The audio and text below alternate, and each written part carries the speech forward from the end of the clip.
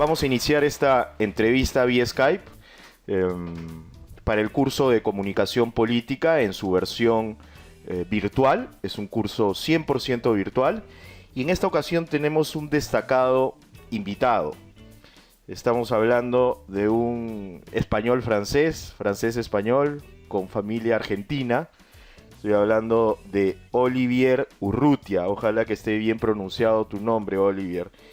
Él es profesor del Observatorio de los Think Tanks, es profesor en el Instituto de Estudios de Defensa Nacional, autor de numerosas publicaciones académicas y públicas en Francia y en el extranjero sobre la cuestión de los grupos de reflexión, la influencia y la estrategia de política pública, y es autor de la lectura que ha sido motivo de esta primera parte del curso, titulada El papel de los think tanks en la definición y aplicación de las políticas y estrategias de defensa. La más cordial bienvenida y el agradecimiento enorme, Olivier. Un gusto poder tenerte virtualmente. ¿Qué tal, Olivier? ¿Cómo estás?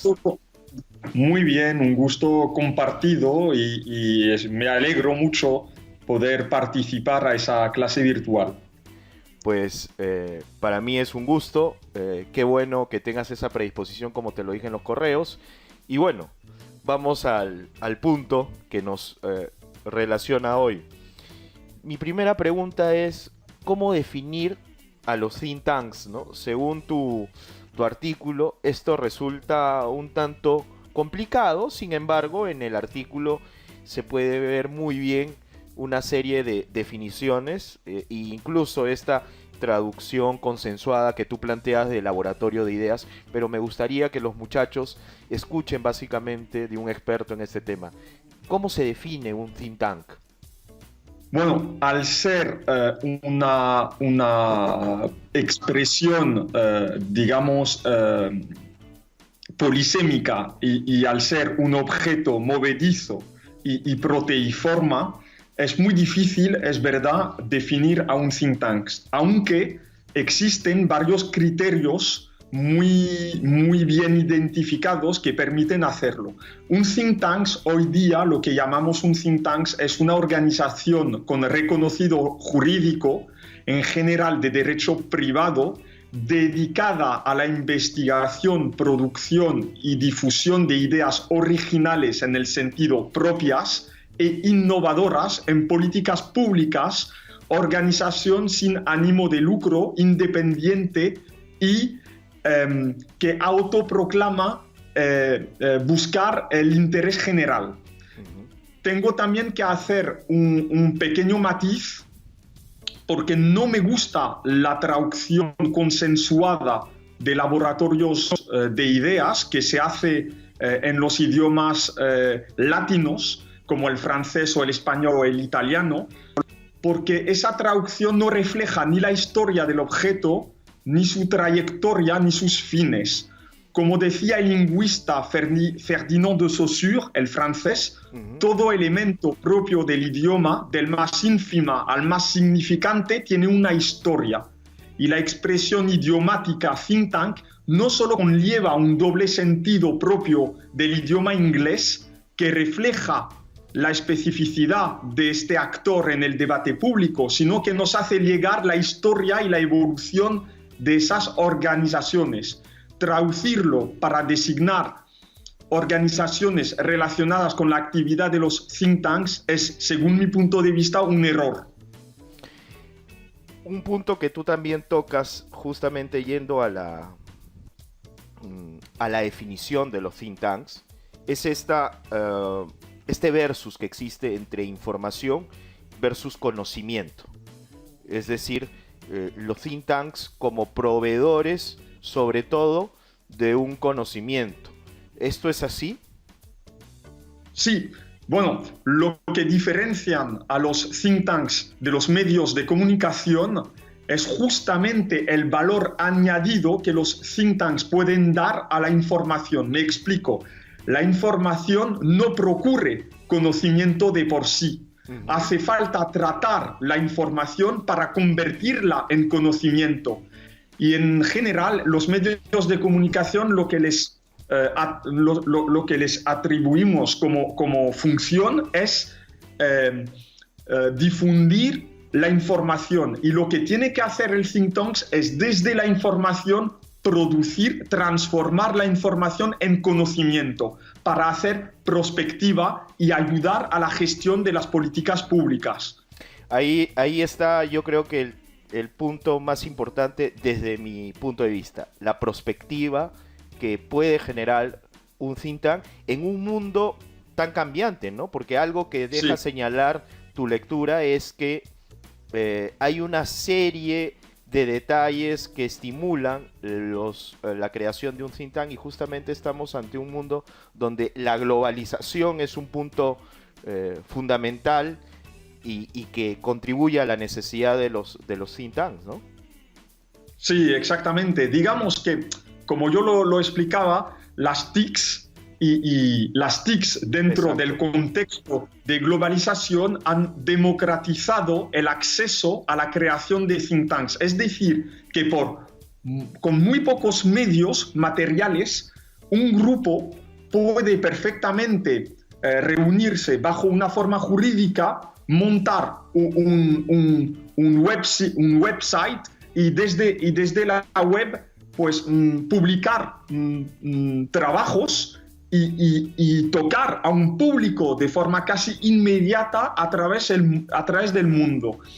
Y los elementos que explican también el crecimiento importante de los think tanks a través del mundo también tiene que ver con la pérdida de vocación programática de los partidos políticos y la vertiente más liberal de los estados contemporáneos menos jacobinos, digamos, y también acompañado esto por la complejidad técnica creciente de las políticas públicas que requieren cada vez más pericia privada. Exacto. Y esos elementos explican el por qué están apareciendo cada vez más think tanks en el mundo. Exacto. Y bueno, eso en el punto del desarrollo de los think tanks, pero también en tu artículo haces mención de ciertos detalles que los mencionas en algún momento del estancamiento. Es decir, tú haces una separación entre lo que vendría a ser el norte versus el sur,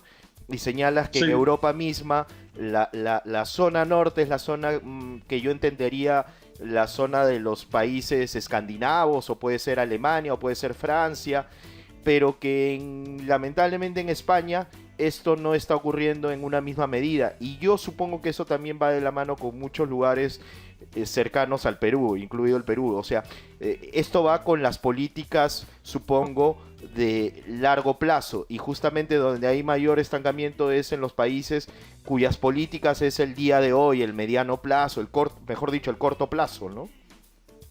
Sí, bueno, perfectamente lo defines muy bien. Yo lo que puedo añadir a lo que has explicado ahora es que hay un elemento que se olvida siempre en todas las publicaciones sobre think tanks, desde siempre, que son dos elementos jurídicos que son, digamos, las condiciones previas a la creación de think tanks, que son el derecho de reunión y el derecho de asociación. Y me explico. En un estado autocrático, en un estado muy jacobino o directamente en una dictadura, no puede existir una sociedad civil organizada. Y si no existe una sociedad civil organizada, no existen los cuerpos intermedios, los sindicatos, las corporaciones, pero también, digamos, las ONGs o los think tanks. Y entonces hay países que tienen una vertiente más liberal, como Inglaterra, como Alemania o como Estados Unidos, o países de Escandinavia con una tradición más abierta, más liberal, en las que la sociedad civil existe desde ya hace mucho tiempo. Y eso explica el por qué los think tanks se han desarrollado ahí con más facilidad. España, hasta 1976-77, pues con el franquismo no tuvo a una sociedad civil madura y organizada. Eso explica el retraso. En el artículo que tú planteas, también haces una taxonomía, una tipología de think tanks. Lo reduces a 4 tipos, ¿no? ¿Podrías hacer una síntesis rápida de esas 4 diferencias entre estos 4 tipos de think tanks? Sí, obviamente. Digamos que en los think tanks, eso es lo que han encontrado otros investigadores mucho más famosos que yo en Estados Unidos, pero en general la taxonomía dice que existen los think tanks generalistas, es decir, los que tratan de todas las políticas públicas, todas, las de sanidad, educación, economía, política, seguridad, defensa, relaciones internacionales, etc. Otros son más expertos centrados en una temática, think tanks dedicados al 100% a temáticas de sanidad, otros de educación, etc. Después existen también lo que llamamos advocacy tanks, es decir, una nueva forma mucho más militante, mucho menos neutra de think tanks que en realidad pretenden influir mucho más que los think tanks originales y que se asemejan mucho más a los lobbies. Y por último, existen lo que llamamos las universidades sin estudiantes, es decir, think tanks que tienen investigadores permanentes bajo contrato, es decir, que son ahí organizaciones que reúnen investigadores de alto nivel de la academia, pero de forma permanente bajo contrato privado para hacer investigación y producir contenidos de políticas públicas. Solo que quería acabar diciendo que los think tanks que llamamos universidades sin estudiantes, aunque sigan los protocolos de trabajo de la academia, no son la academia. Ok, sí, eso está claro, y ese era el punto donde yo tenía de alguna manera el interés de que lo dejes en claro. Era una figura retórica decirlo así, las universidades, ¿no? Exacto. Uno de los puntos que te decía, ¿me escuchas, no? ¿Me escuchas? Uno de los puntos que te decía que tocas en la lectura es el punto que tiene que ver con la guerra de ideas, que me parece muy interesante. Tú haces alusión justamente al poder blando y señalas la importancia de la propaganda. Esta es una carrera de comunicaciones en la UCILA, en la Universidad San Ignacio de Loyola. Mis alumnos, más que politólogos, van a ser comunicadores. Y evidentemente este curso de comunicación política lo que pretende es darle una vista desde la comunicación de lo importante que es esta relación, porque es una relación fundamental entre la política y la comunicación. Y la propaganda es un concepto muy ligado a la labor de los comunicadores, porque implica persuasión. Entonces, yo quería que en este punto me señales tu impresión de lo que significa la propaganda en el terreno de las ideas, de lo que significa el poder blando y finalmente de lo que significa el interés, si hay comunicadores trabajando en think tanks, finalmente. Esas ideas me gustaría que nos desarrolles. Bueno, voy a empezar por lo último, que tiene su lógica. Para tus alumnos, tus estudiantes, en todos los think tanks importantes, bien sean en Estados Unidos, en Inglaterra, en Alemania o en Francia u otros países de importancia, todos los think tanks tienen gente que trabaja al 100% en la comunicación del think tank.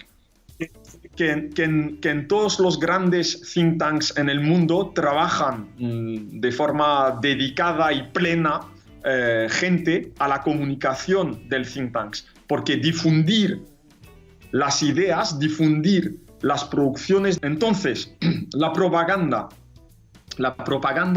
va a permitir orientar las mentes, influir muy arriba en la formación de creencias, valores, ideas y conceptos. ¿Qué pretende el think tank? Participar al debate público. ¿Cómo? Arriba, de forma previa, investigando, reflexionando y produciendo ideas. Y posteriormente, difundiendo las ideas y difundiéndolas de forma muy directa a los decidores, a los responsables políticos, y de forma más indirecta a los responsables y a los ciudadanos a través de los medios de comunicación y redes sociales. Entonces, eso requiere la articulación doble de una estrategia de corto plazo muy directa y que se asemeja mucho al lobbying, y una estrategia a más medio y largo plazo, que ahí no se trata de hacer lobbying, sino de orientar la agenda pública, la agenda política, y sobre todo de imponer en las mentes de los ciudadanos la importancia de ciertas temáticas. Okay. Gracias a esas estrategias. Bueno, yo te agradezco. Ya tenemos casi 15 minutos y creo que es un tiempo interesante para que los estudiantes tengan mucho más claro la lectura que se les ha asignado. Te agradezco, Olivier, por la predisposición, por la claridad con la que has expuesto. Y bueno, espero que, como te lo puse en el correo, no sea la última vez que tengamos esta oportunidad. Gracias a nombre de mis estudiantes y bueno, de la carrera de comunicaciones de la USIL. Muy pronto voy a estar linkeando esto para colocarlo y te voy a mandar el link para que lo puedas observar. Vale, pues mira, yo te agradezco a ti y a tus estudiantes el interés. Agradezco a la universidad su interés también, y ha sido un honor y un placer poder dirigirme a gente que está en la universidad en Lima, Perú. Exacto. Que me hace especial ilusión hacerlo. Pues gracias, reitero, y estamos en contacto. Un abrazo grande, Olivier, y a la orden como siempre. Hasta luego. Chao, cuídate. Chao. Nos vemos.